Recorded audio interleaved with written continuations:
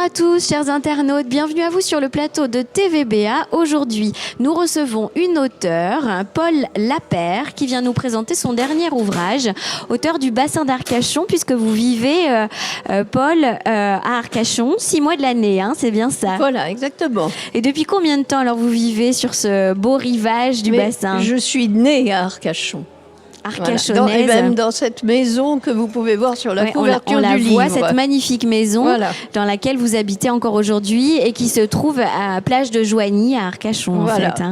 Et donc le bassin, je crois, vous a beaucoup inspiré pour ce dernier livre. Oui, parce que je trouve qu'il y a une grande poésie dans cet univers de sable qui engloutit les pins, les maisons même, et comme l'oubli engloutit les souvenirs, et voilà, il faut chercher longtemps sous les sables. Parce qu'on va voir que l'oubli, la mort et le déni de la mort font partie de l'univers de ce dernier livre. Mais avant, peut-être revenons un petit peu en arrière sur votre envie d'écrire, Paul.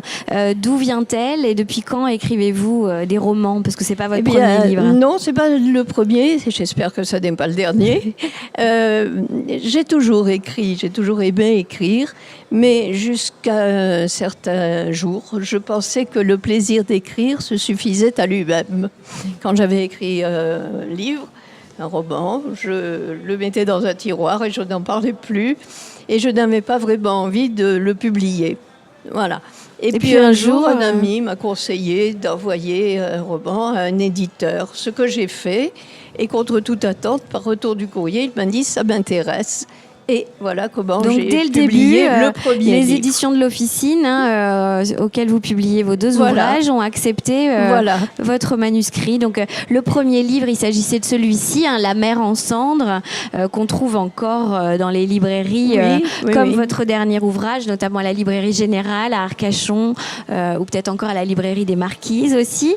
Et donc, parlez-nous, mais on va se concentrer sur ce dernier livre, Imparfait sortilège, qui vient de sortir. Que raconte ce livre? Alors, ce livre, vous avez remarqué qu'il y a un sous-titre, Le déni de l'absence. Et justement, c'est l'histoire d'un déni. Alors, une jeune femme est en plein déni parce que son mari est mort, peut-être, je ne dis pas tout, dans des conditions si mystérieuses qu'elle refuse d'y croire. Donc on est dans un thriller un peu, quelque chose du thriller, du roman à suspense. Ah oui, il y a un suspense. Et donc, sa raison est un peu dérangée, évidemment, parce que depuis 5 ans, elle vit dans ce déni. Et elle a persuadé ses jeunes enfants que leur père n'est pas mort et qu'il faut aller le chercher par tous les moyens.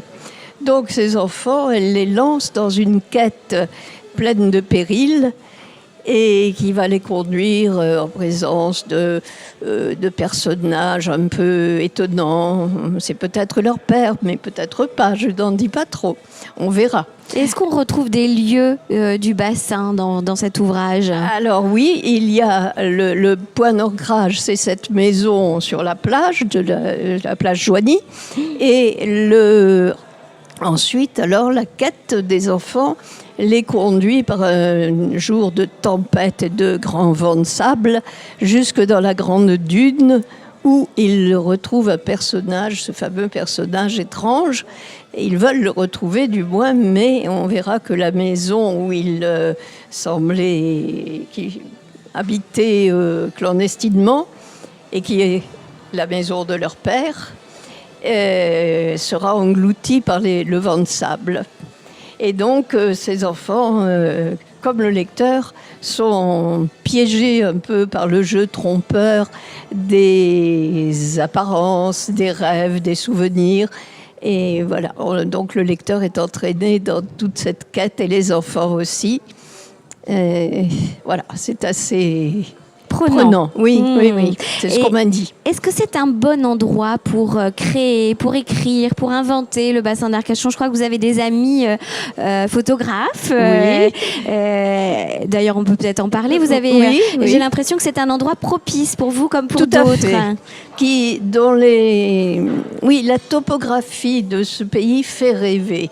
Ces courants, ces vents de sable, ces bancs de sable qui changent de forme constamment sont un peu la métaphore de l'oubli, de tout ce que les êtres recherchent dans leur mémoire et qui est bien caché.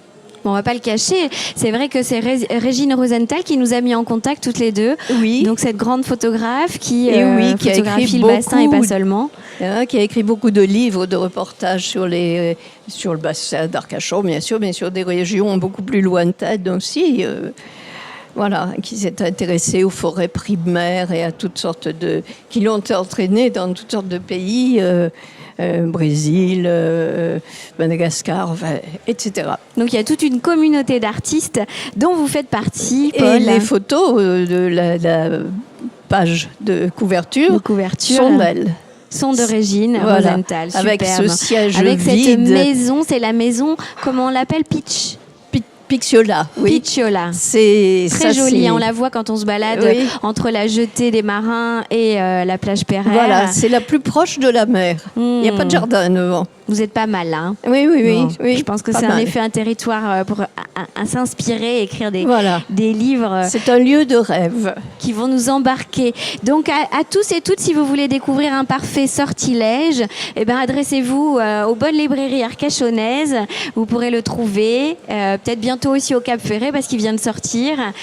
Donc merci à vous, Paul, d'être venu nous présenter votre dernier livre. Et puis à tout bientôt, le plaisir de vous lire à nouveau. Et c'est moi qui vous remercie. Merci.